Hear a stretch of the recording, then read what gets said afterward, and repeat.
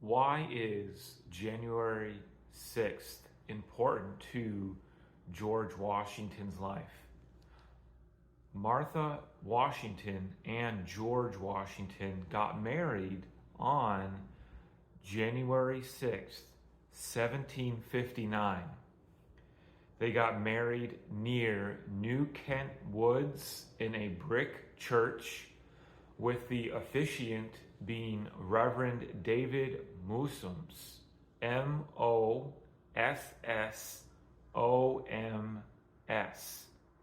It is supposedly said that the wedding festivities lasted a few days, and then later they all banqueted at Martha Washington's home, because she had a home in an estate before she married George Washington. Now, Martha Washington's granddaughters handed down to their descendants a yellow brocade with a white lace and a small pair of shoes. Essentially, it was a yellow dress with white lace at the collar and a small pair of shoes that Martha Washington supposedly wore on her wedding day.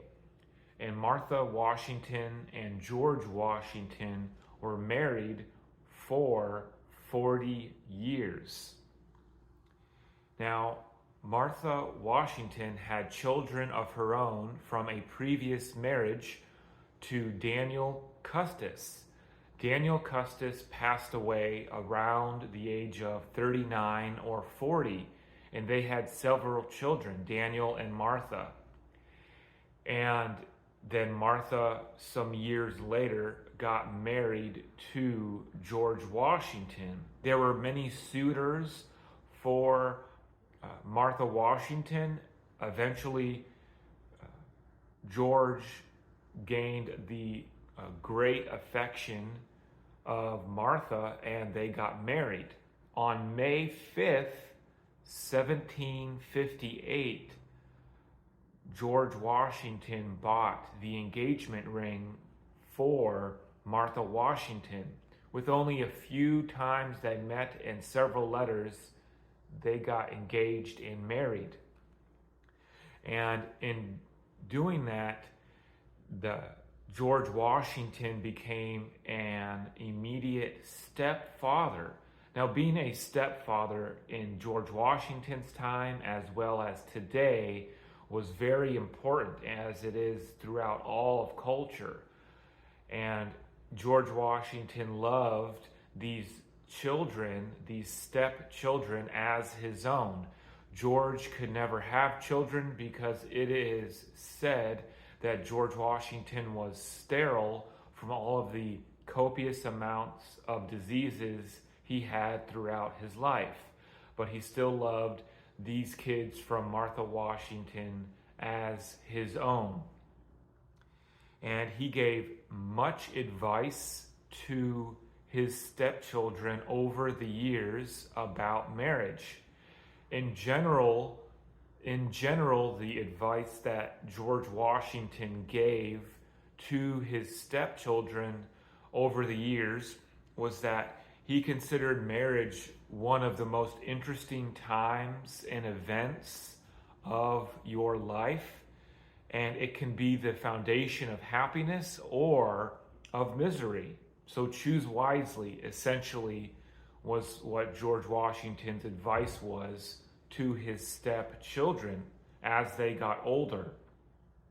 Martha Washington was born on June 2nd, 1731, and George Washington was born on February 22nd, 1732.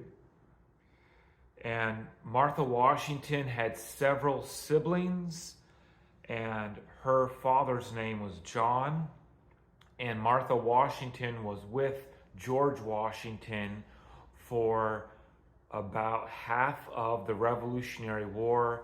And when she was not with George, she was taking care of the estate and very pivotal to making sure everything was in correct order for her and for George when George was away. She had help from Tobias Layer, a close confidant and friend or associate that worked at Mount Vernon for George to help Martha with everything there.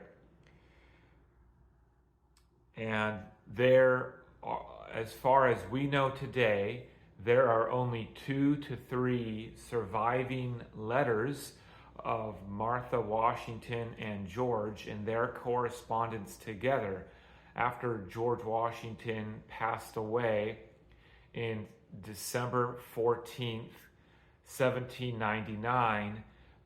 Martha Washington burned most of those letters, and Martha Washington passed away on May 22nd, 1802.